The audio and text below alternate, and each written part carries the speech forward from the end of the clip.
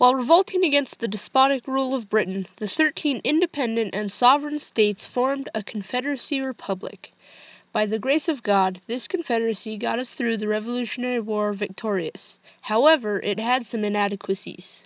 The Confederacy was about to default on its debts because it did not have the power to directly tax the states who were not paying their war debts.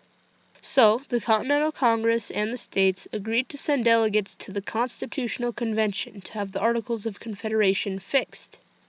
The result of that convention was the Constitution, written by men who were inspired by the divine hand of Providence. By design, the Constitution was a compact that was written for and by the states to create a new general government and delegate to this government very limited and defined roles, responsibilities, and powers. The general government was the supreme authority over those few roles, responsibilities, and powers that the states delegated to it. However, the states were the supreme authority over all the roles, responsibilities, and powers not delegated to the general government. The only way the general government could obtain a new role, responsibility, or power was through the amendment process found in the Constitution. Before an amendment can become part of the Constitution, it requires 3/4 of the states to approve the amendment. Thus, the states are the final arbiters over the Constitution. During the ratification process, each state debated whether they should keep the Constitution as their new form of government. The delegates who represented the state at the Constitutional Convention testified the definitions and clarified the Constitution during the state ratification conventions. These testimonies were written down and were the literal terms, conditions, and definitions of the Constitution. These testimonies clarified and defined the supremacy, necessary and proper, commerce, and general welfare clauses were limited to delegated or enumerated powers. To be clear, all states did not trust a government with general powers, so they made sure that this new general government would be restrained to only the delegated powers by enumerating them in Article 1, Section 8. More importantly, after ratifying the Constitution, all the states demanded an amendment that asserted that all powers not delegated to the federal government were reserved to the states and the people. The result of their demand was the insertion of the 9th and 10th Amendments. The Constitution allowed for new states to join the Republic with equal sovereignty and equal powers. This equality was referred to as the Equal Footing Doctrine. To support this equal footing doctrine, 3 new states joined the Republic within 7 years with equal footing to the original 13 states. There was no amendment to the Constitution to change the equal footing doctrine, and changing how states would join the Union would also violate the Uniformity Clause in Article 1, Section 8, subsection 1.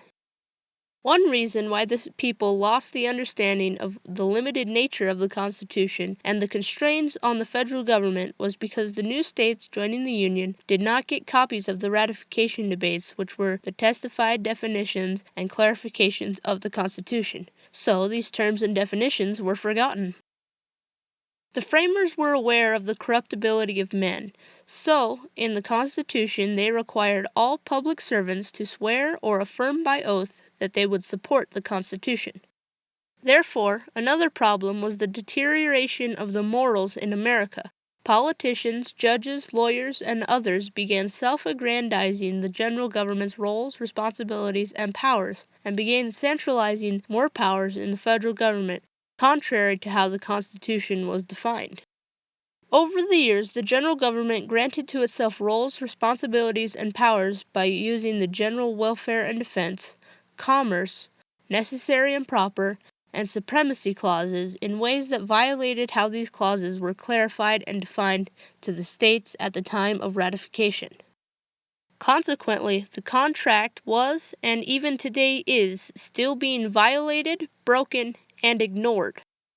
What do you do when a contract or compact is being violated and there is no formal court that has authority over these matters? You have to go to those who have the authority over the matters involved. In this case, it would be the states collectively, because all things not delegated to the Constitution, like healthcare, marriage, housing, and so much more, are reserved to the states to decide. Because the Constitution is a compact, the process to identify all discrepancies within the compact would be an audit. This is why the states must audit their compact by comparing the current activities of the general government with those that the Constitution grants to them and identify where the general government has overstepped its bounds and violated the terms of the state's compact. Once the states have identified all the roles, responsibilities, and powers that the general government is exercising in violation to the Constitution, then the states would have to require the general government to cease and dissolve all unconstitutional roles, responsibilities, and powers. This entire review and reconciliation process is referred to as Republic Review. Republic Review is when states unite in asserting their authority over their compact and use the powers in the Constitution to get the general government back on the path of compliance with the Constitution.